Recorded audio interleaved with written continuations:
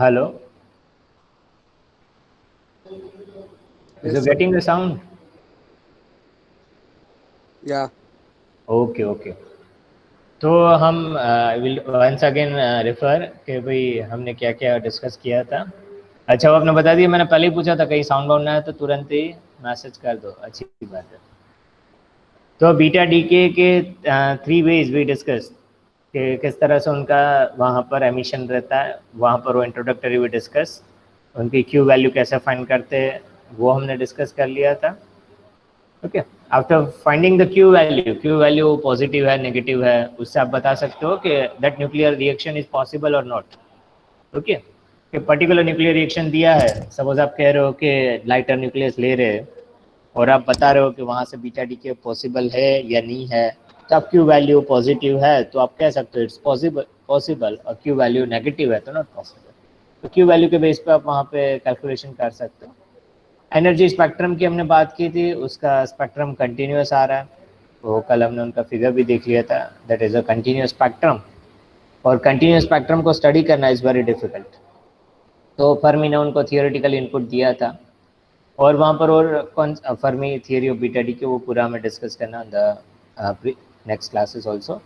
तो यहाँ पर हमने लास्ट देखा था कि ये जो क्यू है, जो हम जैसे ये न्यूक्लियर रिएक्शन आपके सामने लिखा है, बिस्मथ जो अमिट कर रहा है बीटा माइनस डी के, और आप देखोगे कि वहाँ पर ये जो बीटा माइनस डी के आ रहा है, okay this beta minus D के, तो एनर्जी का concept at that time, okay, कि भाई ये जो एनर्जी है वो एनर्जी को आप कहाँ पे डिस्ट्रीब्यूट हो रहा है, पूरा बीटा पार्टिकल कैरी कर रहा है या तो एनर्जी कहीं लॉस हो जा रही है, तो किस फॉर्म में दूसरी एनर्जी जा रही है। तो वहाँ पर एनर्जी का कंसेप्ट था कि जो ई मैक्सिमम एनर्जी थी, तो कहीं पार्टिकल ई मैक्सिमम एनर्जी की ओर आ रहे थे, कहीं मैक्सिमम से कम आ रहे थे, तो बाकी एनर्जी कहाँ जा रही है, द प्रीवियस क्वेश्चन। तो पीपल और scientist and engineers founding that कि बाकी कहाँ पे एनर्जी जा रही है, तो उन्होंने देखा कि भाई हीट एनर्जी में फ्लो हो रहा है, तो हीट एनर्जी कैलोरीमीटर यूज करके देखा तो हीट एनर्जी में फ्लो नहीं हो रहा था। देन वो और ऑल्सो ट्राई आउट कि भाई उनको फोटोन्स में एमिशन हो रहा है, तो एनर्जी उन्होंने देखा तो फोटोन्स में भी एमिट नहीं हो रहा था।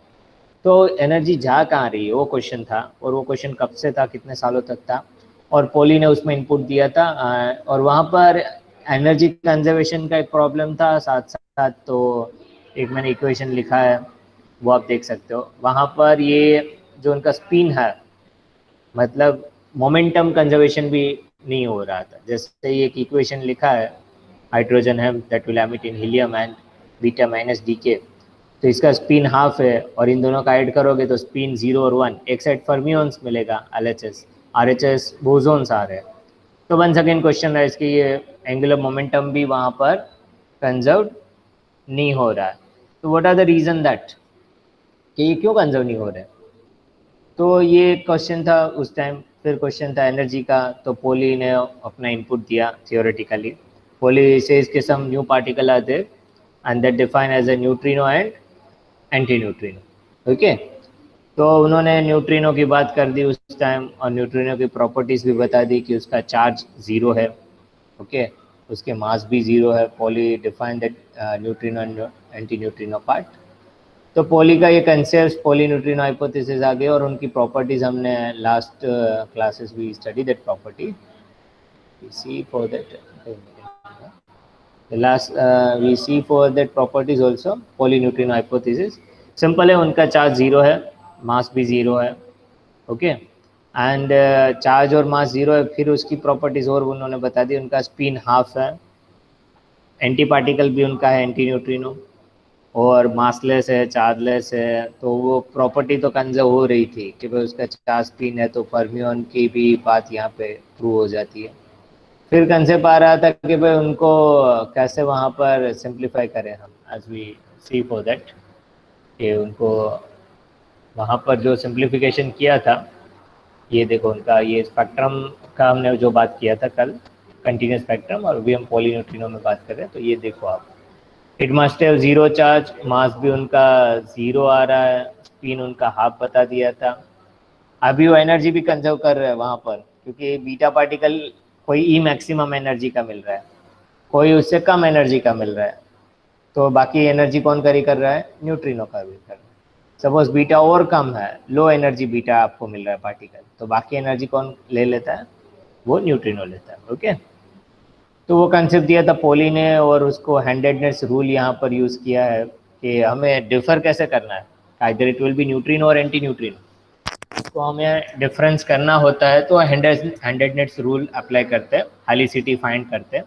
हालीसिटी कैसे फाइंड करते हैं, मैथमेटिकली उनका जो मोमेंटम है, जैसे न्यूट्रिनो है तो they are anti parallel, and this are neutrino के लिए एंटी पैरेलल है, एंटी न्यूट्रिनो के लिए दोनों पैरेलल है, स्पिन भी पैरेलल है, मोमेंटम भी also parallel.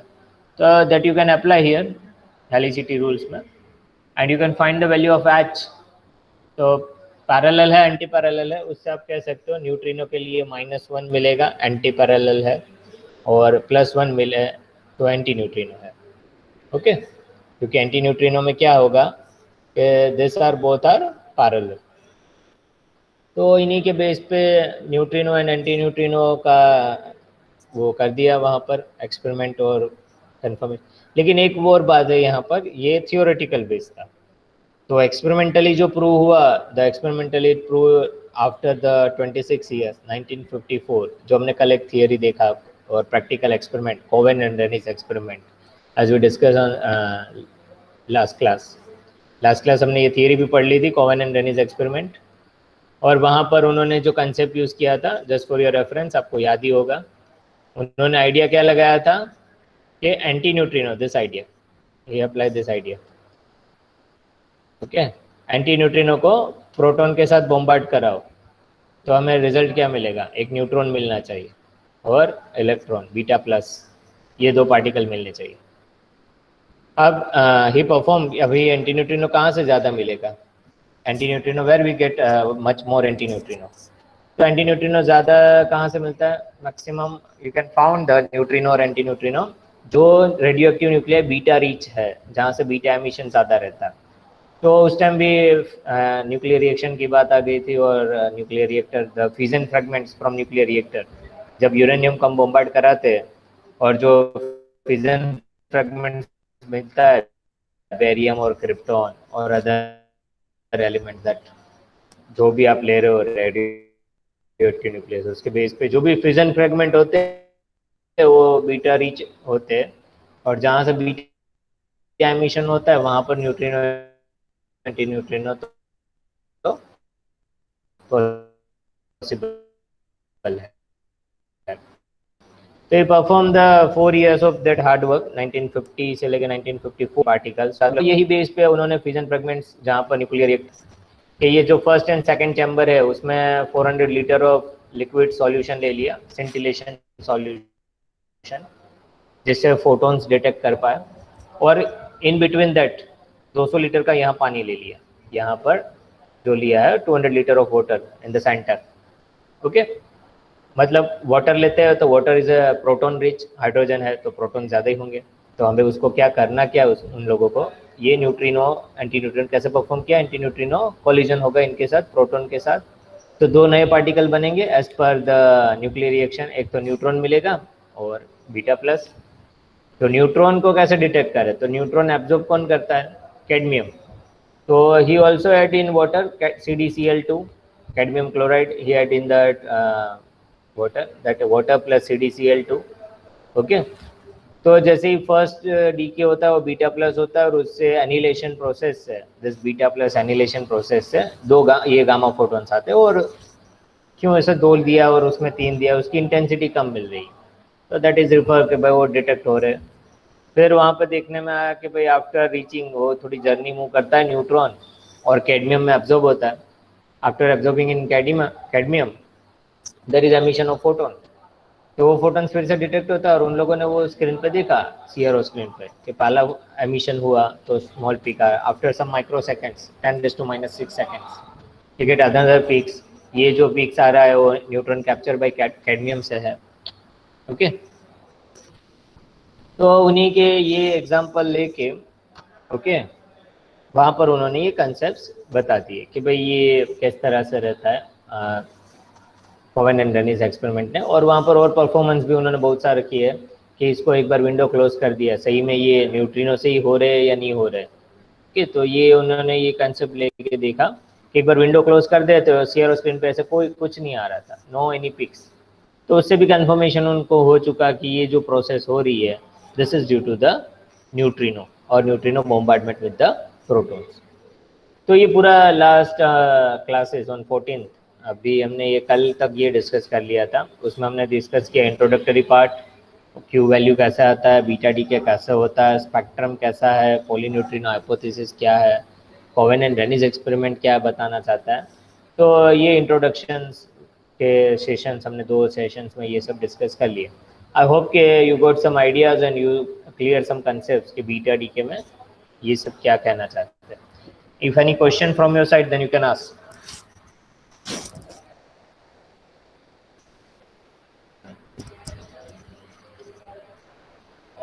You getting sound clearly ना? Yes sir. हाँ, आपको कुछ क्वेश्चन हो तो पूछ सकते हो। No sir. Any other students, आपको कोई डाउट हो कि भाई सर ये जो हमने कल तक पढ़ा है उसमें सर थोड़ा ये समझ नहीं आ रहा है या तो फिर से रिपीट करना तो बता दो। Otherwise we go from next topic, we start next topic. Any question?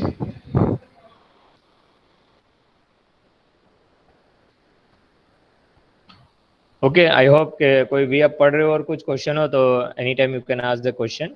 Now we start the next topic. Okay,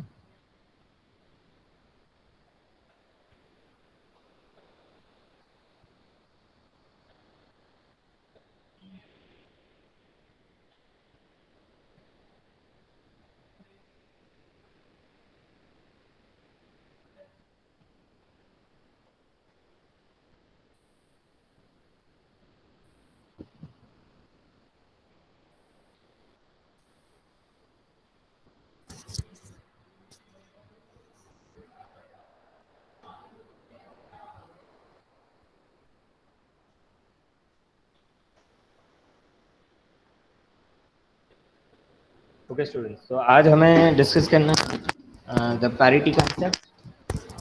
तो parity and then we go for afterwards we go for Fermi theory of beta decay. तो एक parity का जो concept है जो हमने beta decay में अभी जो पढ़ लिया, I will write first of clear, तो थोड़ा आपको कंसेप्ट भी क्लियर हो जाए क्या क्या डिस्कस कर लिया हमने as we start the beta D के।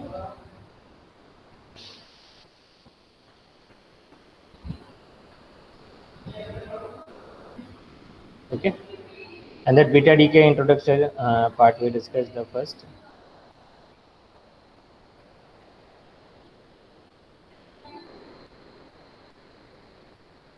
After introductions that we discussed the part.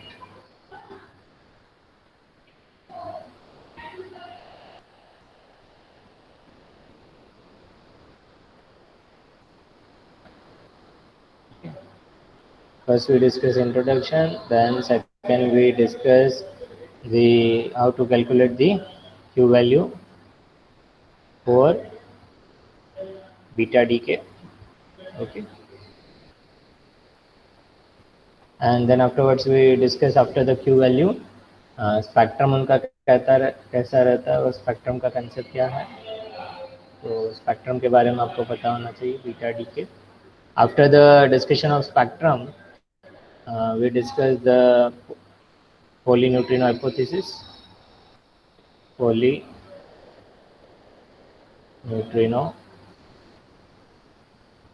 hypothesis।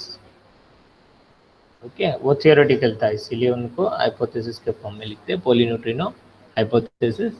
and after the polyneutrino hypothesis he discussed on the topic, which topic he discussed after experimentally हमें prove करना है experimentally neutrino is present और not. वो किसने दिया है? कोवेन and रेनिज experiment. Okay, कोवेन के हम ये ट्रैक अभी तक हमने डिस्कस कर लिया। Today we now go for discussion on the topic.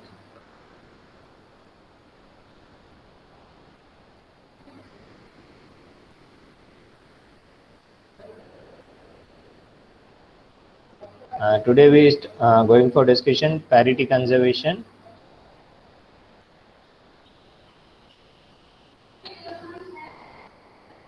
और नॉट कंजर्वेशन, पैरिटी कंजर्वेशन और नॉन कंजर्वेशन, हम डायरेक्टली उन्हें जो टर्म है वो लिख लेते हैं, पैरिटी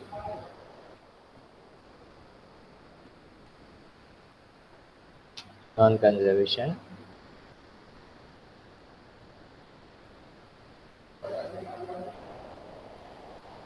इन बीटा डीके।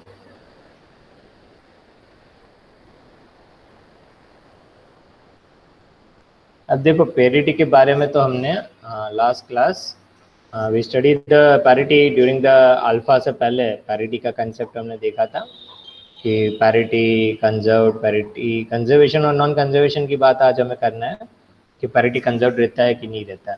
ज़्यादातर देखने में आ रहा था कि भाई उस टाइम तो पैरिटी सब देख रहे थे कि भाई सभी एलिमेंट्स में पैरिटी कंजर्वेशन तो मिल रहा है, लेकिन जब बीटा डीके की पैरिटी चेक करने में आई तो वहाँ पर उनको नॉन कंजर्वेशन मिला कि वो कंजर्व नहीं है, बीटा डीके की पैरिटी नॉन कंजर्व्ड है। तो वो किस तरह से है, तो हमें पता ही ओड पैरिटी क्या है, इवन पैरिटी क्या है। ओके, एनीवन आप में से कोई बता सकते हैं ओड पैरिटी? थोड़ा सा रेफर कर लेते हैं just for your reference, odd parity क्या होता है और इवन पैरिटी क्या रहता है?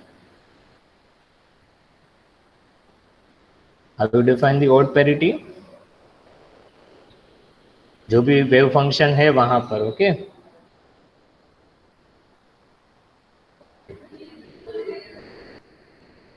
What is parity? कौन बताएगा? चलो आप में से, अभी हमने वो पढ़ भी लिया है, before alpha decay we discuss the parity concept.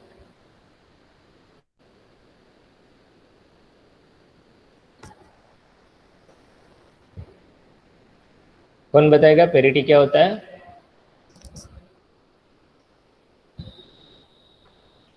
Sound तो आ रहा है कि नहीं आ रहा है?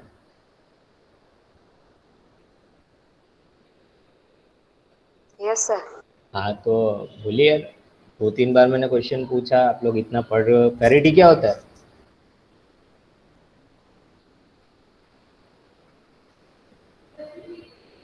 चलो नाम लेके पूछते। व्हाट इज विरल, व्हाट इज पैरिटी?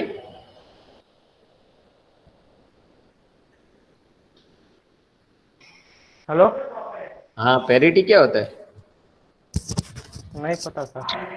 ले पता नहीं पैरिटी यार, कब से वो चल चुका है, आपको नहीं पता? चलो महेश आप बता दो, परमार महेश।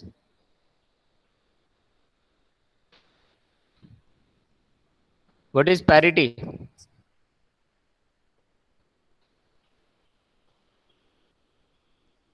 महेश परमार।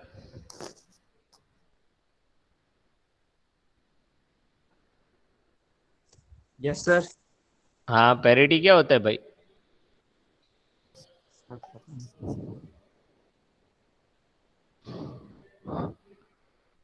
याद ही नहीं है पैरिटी का? तो ये सब तो बीएस बैचलर में भी एक बार पढ़े होंगे। मयूर,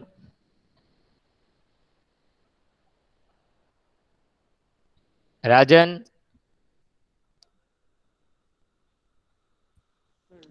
વેવ ફંક્શનની સાથે કંઈક કોરિલેશન છે ખબર છે? એના સાથે કોરિલેશન છે વેવ ફંક્શન। Wave function? हम्म। हाँ सही है, रिलेशन तो है, वहां पर ही हम पैरिटी चेक करते हैं, वेव फंक्शन तो आएगा ही, क्योंकि बीटा डी क्या आ रहा है तो बीटा को हम वेव के कंसेप्ट पे लेते हैं। सही बात है, गुड आइडिया। फिर उसमें होता क्या है, कुछ आइडिया है? और स्पिन की तरह सर।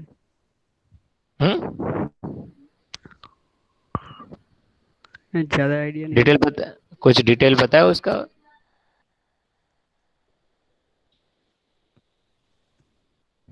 हिना बेन? सर हम जो वेव फंक्शन लेते हैं उसके कोऑर्डिनेट को मतलब जो पहले के कोऑर्डिनेट होते हैं उस कोऑर्डिनेट को चेंज कर देते हैं, तो वो जो हमें मिलता है वेव फंक्शन, वो हमने जो पहले वेव फंक्शन लिया था उसके पॉजिटिव होगा तो उसे इवन पैरिटी कहेंगे और नेगेटिव होगा तो उसे ऑड पैरिटी कहेंगे। हाँ तो ये सही आंसर, थोड़ा सा 70-60% से 60-70% सही है। ओके, अभी और कोई स्टूडेंट से पूछे। भूमि बेन, ओड पेरिटी क्या होता है?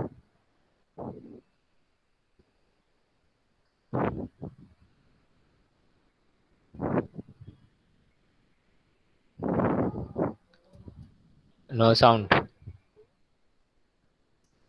ओके, अभी किससे पूछे? कृपा बेन, लाखानी कृपा।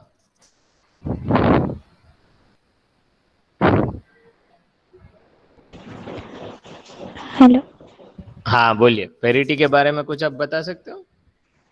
हाँ सर, मुझे भी यही पता है कि हम ऑब्जर्वेशन करते हैं तो वेव फंक्शन यानी कि चेंज होता हम्म है, उसकी वजह से हम्म। ही हम बता सकते हैं कि पेरिटी इवन है या ओड है। ओड है। ओके, सही है, गुड आंसर।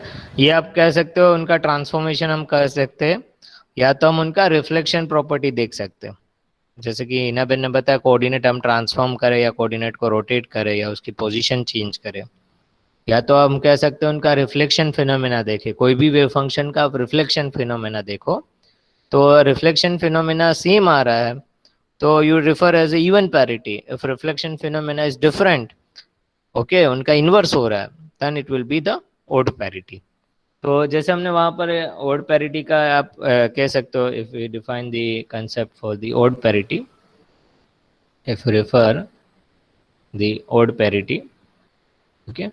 तो ओड पैरिटी में हम क्या लेते हैं कि हमारे पास एक वेव फंक्शन है, it is psi x y z, तीनों कोऑर्डिनेट हम ले रहे हैं, और उनका जो हमें रिफ्लेक्शन पार्ट इस तरह से मिल रहा है minus of this Sai wave function, और हम उनके कोऑर्डिनेट भी चेंज करते हैं, एक्स को माइनस एक्स, वाई को माइनस वाई और जेड को माइनस जेड। तो इसे हम कहते हैं ऑड पैरिटी, और यहाँ पर उसकी पैरिटी की वैल्यू होगी -1। और ऑड पैरिटी का एग्जाम्पल कौन बताएगा? Example for odd parity? Sine x. Sine x, okay. और odd x raise to 1 x cube, वो सब ऑड पैरिटी है। और उन्हें आप ग्राफिकली देखते हो, इफ ग्राफिकली, तो उसे हम ग्राफ से हम इन साइन एक्स का वेव फंक्शन आप ड्रॉ करोगे तो यू गेट एन आइडिया कि एक हमारा जो रिजल्ट है वो यहाँ से इस तरह से वेव फंक्शन, ओके। तो एक्स कोऑर्डिनेट हम लेते हैं ये, वाई कोऑर्डिनेट ये ले लेते हो, और 3 डायमेंशन जेड, ओके। अब उसका आप इनवर्स देखोगे तो साइन वेव फंक्शन यहाँ 0 है तो 0 on this point that will B plus, लेकिन यहाँ पे इस पॉइंट पे वो क्या होगा, if you draw that part, get an idea. इसको आप देखोगे तो ये वेव फंक्शन होगा, if you plot on the reflection side, ये थोड़ा प्रॉपर नहीं आ रहा है, बट आप कह सकते हो उनका ये जो प्लस होगा तो ये माइनस आ रहा है, ये प्लस है तो यहाँ पर ये माइनस है, मतलब रिफ्लेक्शंस आप देखोगे तो वेव फंक्शन का वो इन्वर्स हो जाता है, तो that will be odd parity. मतलब हम उनकी रिफ्लेक्शन प्रॉपर्टी चेक कर रहे हैं कि वेव फंक्शन कैसा वहाँ पर बिहेव कर रहा है। आप कहीं उसको फील्ड दे रहे हो और फिर उसकी डायरेक्शन चेंज करते हो, सेम का सेम रहता है, तो आप कह सकते हो वहाँ पर कि पैरिटी कंजर्व्ड है, और नहीं रहता है सेम तो पैरिटी नॉट कंजर्व। ये तो ओड और इवन पैरिटी का कंसेप्ट है, ओड पैरिटी ये रहता है। अभी इवन पैरिटी के बारे में हम पूछ ले, इवन पैरिटी क्या होता है friends? I will define the even parity, कि जिनका वेव फंक्शन है विद सम कोऑर्डिनेट्स, उनका रिफ्लेक्शन आप देखोगे प्लस साइन आ रहा है, ओके। यू रिफ्लेक्ट द, कोई चेंज नहीं हो रहा है, तो वहाँ पे आप कह सकते हो दैट विल बी पैरिटी, उसका होता है +1। और उसका एग्जाम्पल हमें पता है, एग्जाम्पल क्या है उनका? cos x, और उसको अपलोड करोगे वहाँ पर, if you plot the cos x तो you get that diagram like that, उनकी फिगर आप ड्रॉ करोगे cos 0 1 रहता है, और इस तरह से आप उनका वेव फंक्शन प्लॉट कर रहे हो cos x का, तो that is nothing but for the even parity. उनका मिरर इमेज जो है, ये सपोज हम कहें उसका कई बार मिरर इमेज ऐसे लेके बताता है, रिफ्लेक्शन साइड ये x है, okay, on the -x side, that will B not a change. तो यहाँ पर जो वेव फंक्शन उनका सेम सिमिलर मिले तो पैरिटी उसकी +1 रहती है। अब पीपल गोट कंजर्वेशन और नॉन कंजर्वेशन की बात। कंजर्वेशन क्या रहता है अप टू 1956 वो माना ही गया था कि अप टू 1956 देखिए कि अभी 1950 कब से ऐसा तो नहीं है कि न्यूक्लियर रिएक्शन की बात तो कब से चल रही है और न्यूक्लियर फिजिक्स भी 1909 से है। तो 1956 तक तो यही माना गया था और एज्यूम कर लिया गया था, इट वाज एज्यूम दैट कि जितना भी न्यूक्लियर रिएक्शन है ओके वहाँ पर पैरिटी कंजर्व्ड है, parity was conserved in all nuclear reaction. all nuclear reactions में क्या कंजर्व्ड है, पैरिटी वहाँ पर उन्होंने कंसिडर कर लिया था कि वो कंजर्वेशन है। ओके तो 1956 तक तो यही था कि पैरिटी तो सभी न्यूक्लियर रिएक्शन में कंजर्व्ड आ रही है। फिर वहाँ पर देखा गया कि भाई दो साइंटिस्ट थे ली एंड यांग एंड 1957 ओके उन्होंने एक एक्सपेरिमेंट देखा, वहाँ से ये बीटा डीके की पैरिटी की बात आती है 1957 ओके दो साइंटिस्ट थे और उन्होंने experimentally work the name of that worker Lee and Yang perform the experiment और वहाँ पे उन्हें क्वेश्चंस हुआ था that raise the question for the conservation of parity in beta decay for they raise the question किसके लिए कि वहाँ पर उन्होंने जो एक्सपेरिमेंट में देखा कि बीटा डीके की पैरिटी कंजर्व्ड है कि नहीं, फिर he give the answer that conservation not. और हम देखते हैं उन्होंने क्या एक्सपेरिमेंट परफॉर्म किया। तो Lee and Yang that raise that question कि parity is conserved or not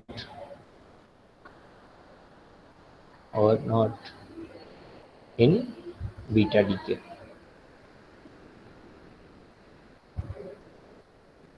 okay ये क्वेश्चन वहाँ पे हुआ है। अब स्टूडेंट्स आपके लिए क्वेश्चन है कि सपोज आप मिरर के सामने खड़े रहते हो और आप अपना राइट हैंड जैसे उठाते हो तो कौन सा सामने लगता है? If you stay in opposite to your mirror और आप अपना राइट हैंड मूव कर रहे हो तो सामने मिरर इमेज में कौन सा हैंड मूव होता हुआ दिखता है? लेफ्ट दिखता है। ओके ये प्रैक्टिकली हमें पता ही है कि हम राइट करते हैं तो मिरर इमेज में वो लेफ्ट दिखता है। तो अभी यहाँ मिरर इमेज का कंसेप्ट है कि यहाँ राइट करते वहाँ लेफ्ट दिखता है। अब जैसे कि आपने बॉल लिया आपके हाथ में और आप मिरर के सामने रख रहे हो और आपने बॉल छोड़ दिया और आपका डायरेक्शन तो डाउनवर्ड है, मिरर का डायरेक्शन क्या होगा? जब आप मिरर के सामने खड़े हो और एक हाथ में बॉल लेके छोड़ रहे हो तो डाउनवर्ड डायरेक्शन दिखता है या अपवर्ड डायरेक्शन दिखता है? डाउनवर्ड। तो आपकी डायरेक्शन जब आप छोड़ रहे हो तो भी डाउनवर्ड डायरेक्शन है, मिरर में भी डाउनवर्ड डायरेक्शन है। तो यही कंसेप्ट है कि जब आप कोई भी वहाँ पर मिरर इमेज देखते हो, if you plot the mirror image, hand का आप देखोगे, if your hand if you taking the some ball at the some position okay और आप उसे वो नीचे की ओर जा रहा है डाउनवर्ड डायरेक्शन, तो मिरर इमेज भी वो क्या होगा कि वो बॉल है वो भी डाउनवर्ड डायरेक्शन में मूव करता है। तो ये क्या है उसका एग्जांपल कंजर्वेशन होता है, वो कंजर्वेशन का कंसेप्ट है कि ये इस डायरेक्शन में जा रहा है वो भी सेम डायरेक्शन है that it will B conserved. लेकिन बीटा डीके में ऐसा नहीं हो रहा था। बीटा डीके का एक्सपेरिमेंट परफॉर्म करने में आया और वो उन्होंने पूरा वो एक्सपेरिमेंटल अरेंजमेंट करके देखा तो वहाँ पर डिफरेंस उन्हें देखने में आया और उन्होंने वो कोबाल्ट लेके यूज़ किया था रेडियो एक्टिव मटीरियल से और वहाँ पर I will draw the diagram then you can get idea. ये कंजर्वेशन का मीनिंग हुआ कि मिरर इमेज आप देख रहे हो डाउनवर्ड डायरेक्शन है तो वो भी डाउनवर्ड ही है, अपवर्ड मूव कर रहे हो तो अपवर्ड मूव करेगा। तो ये सिंपल एक एग्जांपल दिया है हमारे बुक में अच्छे से जो कंजर्वेशन का कंसेप्ट बताता है। अब हम देखें कि भाई जैसे बीटा डीके हम लेते हैं और उसको उन्होंने जो एक्सपेरिमेंट परफॉर्म किया था it takes some electromagnet in that, इस तरह से उन्होंने ये diagram I will draw here.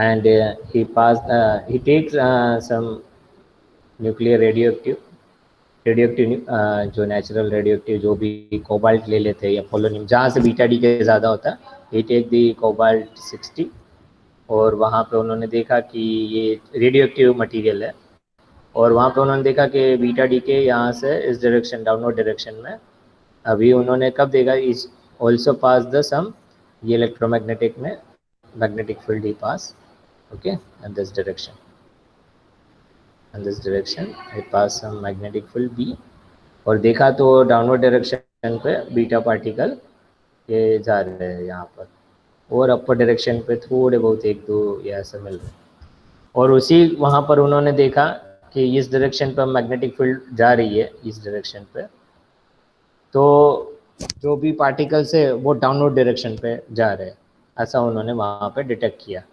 और फिर उन्होंने चेक किया कि हम थोड़ा उसको रिवर्स कर दें इन्वर्स कर दें रिफ्लेक्शन देके कि ये जो इस डायरेक्शन पर मैग्नेटिक फील्ड पास कर रहे हैं उसकी हम मिरर इमेज ले लें और उसको डिफरेंट इस तरह से मिरर इमेज की तरह ये डायरेक्शन उनका चेंज कर दें तो क्या वो सेम सिमिलर इस ये फिनोमेना हो रहा है तो उन्होंने ये मिरर इमेज देखी यहाँ पे देखा टेक दैट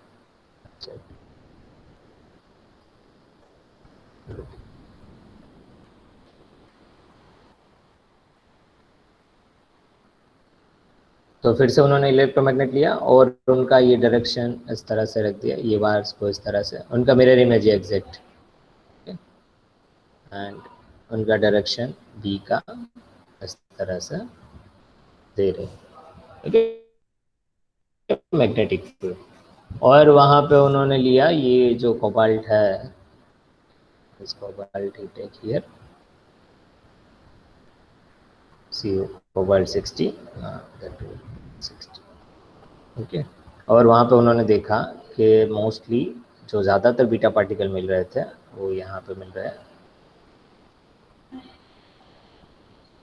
ओके इस तरह से उनका रिजल्ट आ रहा है और यहाँ पे फिर एक दो ऐसे मिल रहे इस तरह से तो ये मिरर इमेज कैसा हो चुका जी का परफॉर्म दैट एक्सपेरिमेंट कि वहाँ पर वो मैग्नेटिक फील्ड के साथ जब उन्होंने इस तरह से इस अरेंजमेंट में रखा तो उन लोगों को इस तरह के प्रॉपर्टीज़ मिल रहे थे कि यहाँ पे वो डाउनवर्ड डायरेक्शन पे बीटा डी के ज़्यादातर हो रहे हैं एंड वहाँ पे आप देखोगे द बीटा डी के he found in upper direction यहाँ अपर डायरेक्शन आ रहा है और यहाँ पे वो डाउनवर्ड डायरेक्शन में आ रहा है तो ये कन्फ्यूजन वहाँ पर उन्होंने क्वेश्चन राइज हुआ कि यह पैरिटी कंजर्व्ड है या नहीं है तो पीपल फाउंड आफ्टरवर्ड्स और वहाँ पे तो अभी तक तो जो उनकी अच्छे थियरीज भी आ चुके तो एक्सपेरिमेंटली यहाँ से क्वेश्चन राइज हुआ था कंजर्वेशन फॉर पैरिटी और उनसे उन्होंने बताया था कि parity is not conserved in a beta D के अल्फा डी के में हो रहा है लेकिन बीटा डी के जो है वो न्यूक्लियर रिएक्शन में नॉन कंजर्वेशन और parity is not conserved in beta decay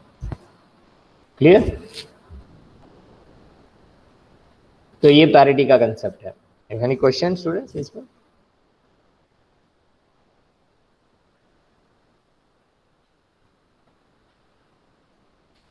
तो वंस अगेन कि पैरिटी क्या होता है वो कंसेप्ट आपको पता होना चाहिए कि वेव फंक्शन का रिफ्लेक्शन कैसा आ रहा है सिमिलर ले रहा है या डिफरेंट हो रहा है ये जो 1956 तक तो यही अजम्पशन था कि कोई भी न्यूक्लियर रिएक्शन लेते तो कंजर्व्ड है पैरिटी तो उसकी कंजर्व्ड है ऐसे ही माना गया लेकिन ये एक्सपेरिमेंट जो परफॉर्म किया ली एंड यंग ने और ये एक्सपेरिमेंट में उतना उन्होंने लिया था इलेक्ट्रोमैग्नेट और मैग्नेटिक फील्ड पास कर रहे और वहाँ पे देख रहे कि रेडियोएक्टिव न्यूक्लियस से बीटा पार्टिकल कैसे आ रहे हैं other it will be going in a downward direction और going in a upper direction तो यहाँ पर ये नॉन कंजर्वेशन का कंसेप्ट है if any question then you can ask otherwise we go for next topic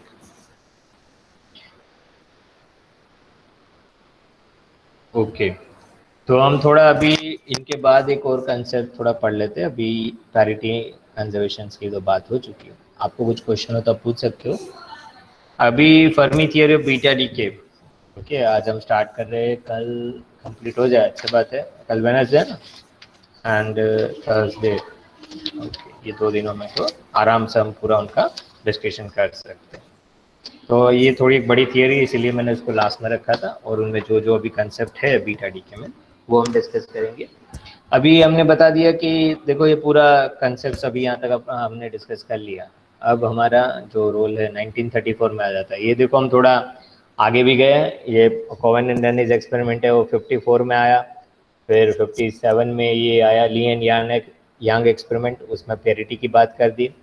poli neutrino आया hypothesis 1930 के आसपास, this in year to 1930।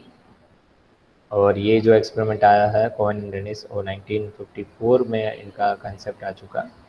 Okay, तो अभी इनके बीच ये 1934 में फर्मी ने जो थियरी दी है, क्या दी है कि ये जो स्पेक्ट्रम पार्ट था, तो स्पेक्ट्रम जो है नेचर एनर्जी स्पेक्ट्रम हम जो कहते हैं कि बीटा में यहाँ पर वो जो कंटिन्यूस नेचर जो आ रहा है इसका इस तरह से, the E in this range that is in MEV, और beta number of beta particles, okay, number of beta particles that is in this y-axis in this range। तो ये देख रहे थे कि ये कंटिन्यूस नेचर पे मिल रहा है नंबर ऑफ बीटा पार्टिकल्स, और यहाँ पर कुछ उन्हें E maximum that is equal to Q. Okay, तो ये कंसेप्ट था कि भाई ये नेचर ऑफ स्पेक्ट्रम बीटा क्यों आ रहा है, ऐसा कंटिन्यूस स्पेक्ट्रम कैसे है, उसका थियरी क्या है, उसके पीछे क्या कंसेप्ट है, स्पेक्ट्रम प्रूव करना है। तो उसमें जो इनपुट दिया है वो फर्मी ने दिया है, और फर्मी की एक जो थियरी आई वो 1934 में आई।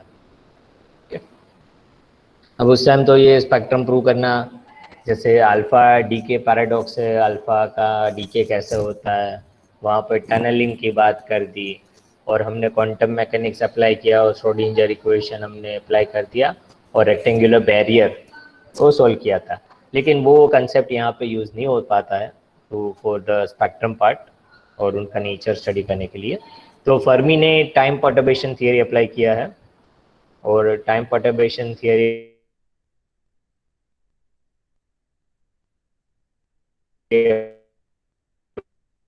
अप्लाई करके Fermi golden rule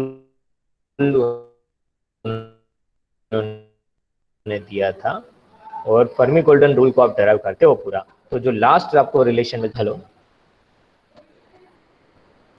hello yes sir.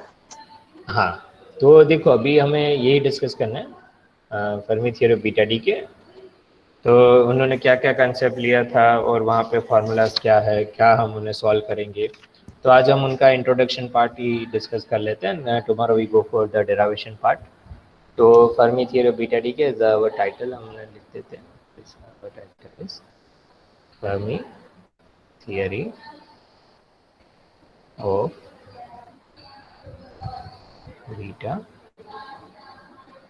D के।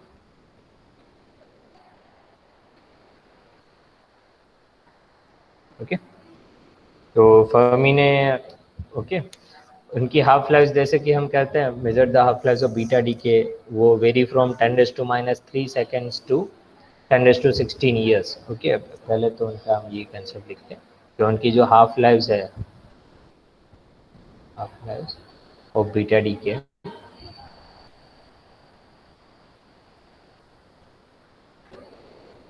मेजर्ड, जो भी ये मेजर किया गया है, एजम्पशन नहीं है, मेजर्ड जो वैल्यू है half life of beta decay, वो कहाँ से कहाँ तक वेरी कर रहा है, that vary from 10⁻³ seconds to 10⁻16 years. Okay, vary, जिनकी कहीं लाइफ टाइम कम है, किसका लाइफ टाइम ज़्यादा है, okay, half life of the beta decay, वो वहाँ से वहाँ वेरी कर रहा है, मतलब 10⁻³ सेकेंड टू 10⁻16 ईयर्स। तो very large life time period भी मिल रहा है और कम लाइफ टाइम पीरियड वाले भी मिल रहे हैं। और ये एनरिको फर्मी जो थे वो इटालियन फिजिसिस्ट है, ठीक है, द फर्मी इटालियन फिजिसिस्ट। देखो ये आपको मैं कई बार हिस्ट्री क्यों बताता हूँ, द लास्ट, मैं आपको एक एग्जांपल बताऊँ कि लास्ट KBC या उससे KBC, ये लगभग लास्ट KBC है, कौन बनेगा करोड़पति में, जो एक क्वेश्चन पूछा गया था कि मेरी क्यूरी जो है ये इटालियन फिजिसिस्ट मैं पहले ये कंप्लीट कर था, फिजिसिस्ट। ओके, जो वहाँ पे क्वेश्चन किया गया था केबीसी में कि ये मैरी क्यूरी का बर्थ प्लेस क्या है। ओके, मैरी क्यूरी का बर्थ प्लेस क्या है। तो और वो जो क्वेश्चन पूछा गया था वो 50 लाख के लिए क्वेश्चन पूछा था। तब मुझे लगा कि यार ऐसे भी क्वेश्चन पूछते हैं, लेकिन ये जब आप और वो 4 ऑप्शन दिए थे और मुझे ज़्यादा उसका स्पेलिंग याद नहीं था, लेकिन जब पढ़ा था तो इतना ही याद था, स्क्लाडोसोवाकिया ऐसा कुछ, स्क्लाडो ऐसा उनका कुछ स्पेलिंग था, वो उस प्लेस से थे, इतना मुझे याद रह गया था, कुछ एग्जैक्टली याद नहीं है। I will refer the book Marie Curie के, और जो मैंने इंट्रोडक्शन, ये एसबी पटेल जो आपका रेफरेंस बुक है उसमें इंट्रोडक्शन में पढ़ रहा था, और तब मुझे याद रह गया था कि वो पर्टिकुलर ये कंट्री से और यहाँ से उनका बोर्न है और ये उनका प्लेस है। तो ये प्लेस पूछा गया था वहाँ पर। आपको लगे कि सर ये प्लेसेस और हिस्ट्री हमें क्या फिजिक्स में लेना देना, लेकिन ये सब इंटरेस्टिंग है। देखो ऐसा क्वेश्चन भी 50 लाख के लिए पूछा गया था केबीसी में, ये मैरी क्यूरी का बर्थ प्लेस और कौन से प्लेस से है। तो कई बार आप जब पढ़ते हो तो इंट्रोडक्शन पढ़ना चाहिए। तो इंट्रोडक्शन में आप यू गेट सम, ये मैंने पढ़ा था, मुझे याद भी है ड्यूरिंग माय, हाँ, मैरी क्यूरी। और देखो आप चैप्टर नंबर 2 पढ़ोगे, रेडियो एक्टिविटी, मैरी क्यूरी का थॉट भी दिया है वहाँ पर, और स्क्लैडोवास्का ऐसा लिखा है, ये स्पेलिंग तो मैंने गलत लिखा है, यहाँ पे जो स्पेलिंग दिया है स्क्लैडोवास्का ऐसा इसका स्पेलिंग है, और उनकी कंट्री ओरिजिन भी वहाँ पर इंट्रोडक्शन पार्ट में मैंने पढ़ा था कि वो कहाँ से है। ओके, और क्या क्या उन्होंने डिस्कवर किया था, और ज़्यादा इसमें इंफॉर्मेशन नहीं है, लेकिन कहीं आप पढ़ते हो तो हिस्ट्री पढ़ना चाहिए। साइंटिस्ट कहाँ से, क्या उनको डिफ़िकल्टीज आई थी, कौन कौन उनके साथी थे और कैसे वहाँ पर उन्होंने काम किया। तो ये क्वेश्चन था केबीसी में, तो ये प्लीज़ वहाँ पे दैट फॉर हायर क्वेश्चन में ये पूछा गया था। तो कई बार आप पढ़ते हो तो ये सब पढ़ना चाहिए। ये जैसे मैंने बताया कि फर्मी इटालियन फिजिसिस्ट है, और वो साल भी हम बताते हैं कि 1934 में ये उन्होंने बताया डिस्कवरी। तो उन्होंने क्या किया, एजम्पशन उन्होंने जो लिया बीटा डी के, ओके, ये मेक सम एजम्पशन, और उनके एजम्पशन के बेस पे उन्होंने ये पूरा फर्मी थियरी डिराइव किया। तो today we go for assumption, और उनके क्या क्या कंसेप्ट्स है वो हम देख लेते हैं। Assumption he take as the,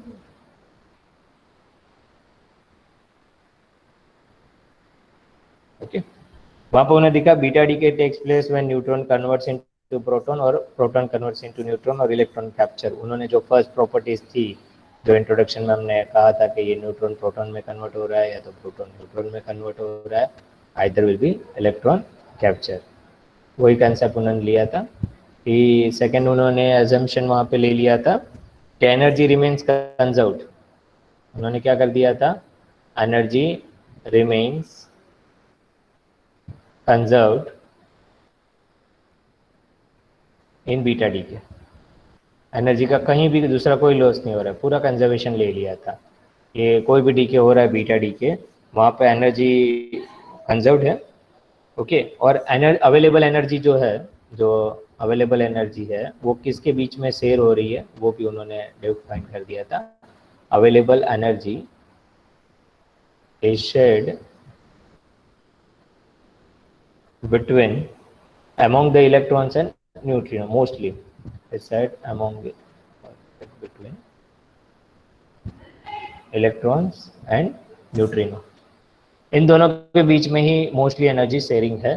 तो ये सेकंड एजम्पशन लिया था, एनर्जी रिमेन कंजर्व्ड, एंड दोनों जो शेयर कर रहे हैं वो इलेक्ट्रॉन और न्यूट्रिनो में ही है। ड्यूटर न्यूक्लियस है, वो हैवी मास है, तो ज़्यादा एनर्जी वहाँ पर वो शेयर नहीं कर रहा है, तो इन दोनों में ही उन्होंने शेयरिंग की बात की है। और थर्ड वहाँ पर उन्होंने एग्जम्पशन लिया था कि न्यूट्रिनो रेस्ट मास, जो मैंने अभी बताया कि 2015 में न्यूट्रिनो का कुछ मास मिला है, उनसे वो साइंटिस्ट को नोबेल प्राइज भी मिला था वो फाइंड करने के लिए। तो वेरी वेरी नेग्लिजिबल मास है, तो न्यूट्रिनो रेस्ट मास उन्होंने क्या ले लिया है, रेस्ट मास इज 0, ओके, और very small mass compare to that of the electron, ये कंसेप्ट ले लिया था उन्होंने। And the fourth concept is given that electron neutron field is very weak, okay, in contrast to the short range interaction, क्योंकि electrons है और neutrino, okay, उनकी जो फील्ड है वो वेरी वीकर है, उनका कोई बाउंड इतना नहीं है, इलेक्ट्रॉन न्यूट्रिनो जो बन रहा है उनकी जो फील्ड है वहाँ पर इज अ वीक। किससे वीक है? In contrast to the short range interaction which exist between the nucleus found in the nucleus. वो कंसेप्ट लेके वहाँ पर उन्होंने बताया था, if I want to write या we can write electron neutrino field is very weak, एक concept वो भी वहाँ पर उन्होंने, electron neutrino field is weak. इससे कंपेयर में जैसे कि न्यूक्लियस लेते हो, nucleus short range, okay, nucleus compare to the short में लिख सकते हैं, compare to the nucleons bound in the nucleus, nucleons bound in the nucleus, ये कंसेप्ट ले लिया वहाँ पर। And last he use the mean, जो प्रूव करना है उसके लिए जो quantum mechanics he apply, he applied the theory, time perturbation theory, time perturbation theory,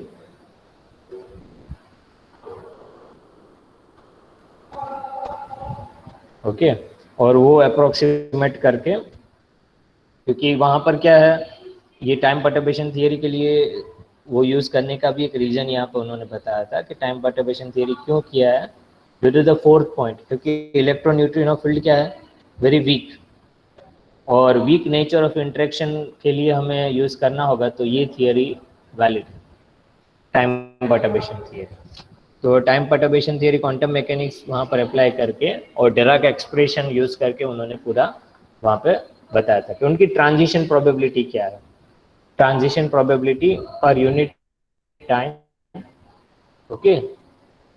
तो वो पूरा वहाँ पे टाइम डिपेंडेंट परटर्बेशन थियरी का कंसेप्ट लेके उनकी ट्रांजिशन प्रोबेबिलिटी फाइंड कर रहे हैं from first momentum to the change in momentum, और उनके लिए उन्होंने जो फार्मूला यूज़ किया यूजिंग द ट्रांजिशन प्रोबेबिलिटी, मतलब initial psi wave function and the final psi wave function जो ट्रांजिशन हो रहा है, सपोज हम ले लेते हैं उनका और कंसेप्ट थोड़ा डिटेल डिस्कस करना है, तो आज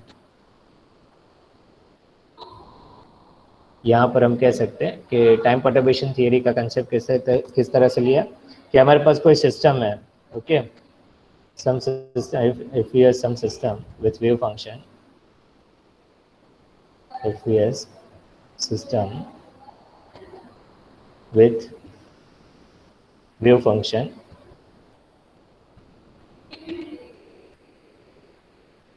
psi, wave function हम psi से डिफाइन कर लेते हैं, ओके, और वहाँ पे हम ये इनिशियल एक कोई सिस्टम है, उसका हमारा वेव फंक्शन है और वो ट्रांजिशन कर रहा है, they transit to the final state, okay, psi f, the transition part,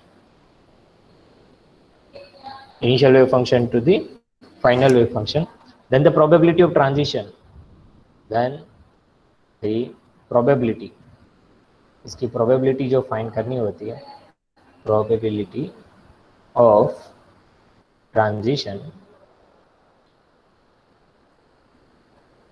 is given by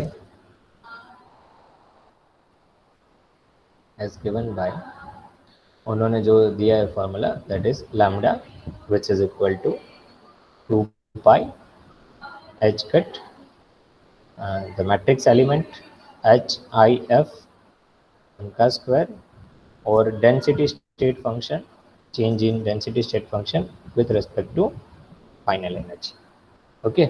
और ये रूल को कहा गया है फर्मी गोल्डन रूल, इसको कौन से नाम से जाना जाता है, फर्मी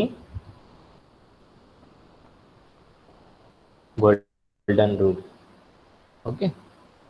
और इसको डराइव करते हो तो that is nothing but this time perturbation theory, उन्हीं के बेस पे ये मैट्रिक्स एलिमेंट रिप्रेजेंट करता है H I F square, that represent the matrix element D N by D F, वो रिप्रेजेंट करता है वहाँ पर जो density of states at the final energy E F, तो हम उसे हम रिप्रेजेंट कर दें ये फार्मूला में क्या क्या है, तो एच क्या रिप्रेजेंट करता है, तो ऑपरेटर है, H is nothing but interaction Hamiltonian, interaction Hamiltonian, और आप कह के मैथ्स में हम कहते हैं हैमिल्टोनियन ऑपरेटर, इंटरेक्शन हैमिल्टोनियन। और जो HIF है वो वेव मैट्रिक्स एलिमेंट है, और मैट्रिक्स एलिमेंट लिखते हैं फाइनल वेव फंक्शन और उनका interaction Hamiltonian operator H with the initial wave function, और इन दिस ये डायरेक्ट नोटेशन में उनका, और उनका आप वेव फंक्शन ऐसे लिख सकते हो psi F star H psi I into beta. With respect to आप कौन से वॉल्यूम के लिए कह रहे हो, डी डायमेंशन, तो डीटा हम लिखते हैं यहाँ पर। और जो वॉल्यूम के लिए आप कह रहे हो वो जो भी वॉल्यूम ऑफ इंटरेस्ट आपका।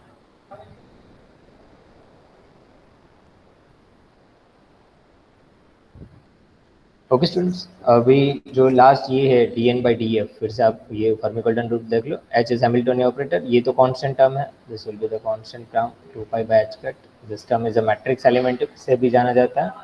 ओके और ये जो डेंसिटी स्टेट फंक्शन है dN/dF, that you can write dN/dEF,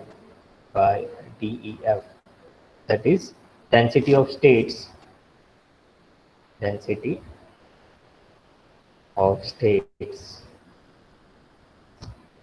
at final energy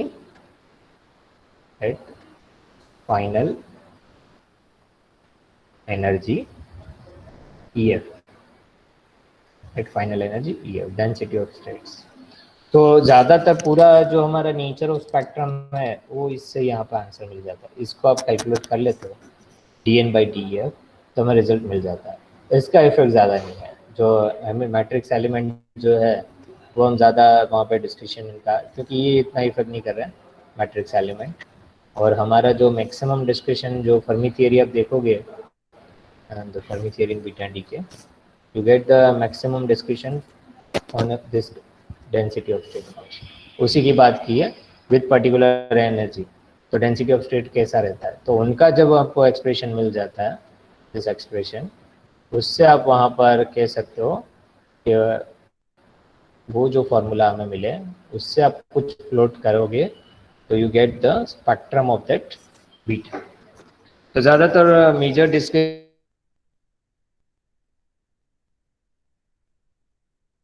उसी में है हमारा। ओके, चाहे आपको ये पढ़ना हो तो उनका भी कंसेप्ट बुक में कहीं मिल जाएगा आपको, और चाहे तो हम पढ़ा भी सकते हैं मैट्रिक्स एलिमेंट, लेकिन ये इतना इफेक्टिव नहीं है।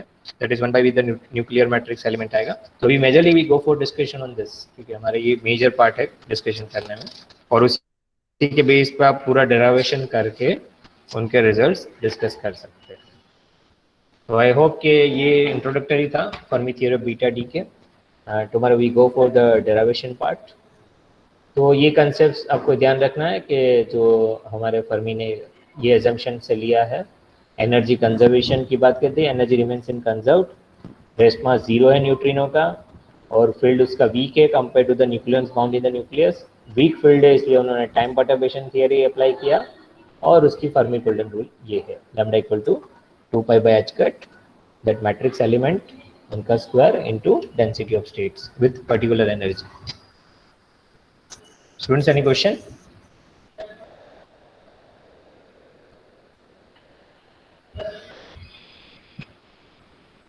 Any question, student? Okay. तो सही है, सो नहीं गए हो ना भाई दोपहर में? आई होप के समझ आया होगा। If any question then you can ask. अभी देखो हरेश आ रहा है, अभी देखो इतने बजे आ रहा है, 2:30 बजे।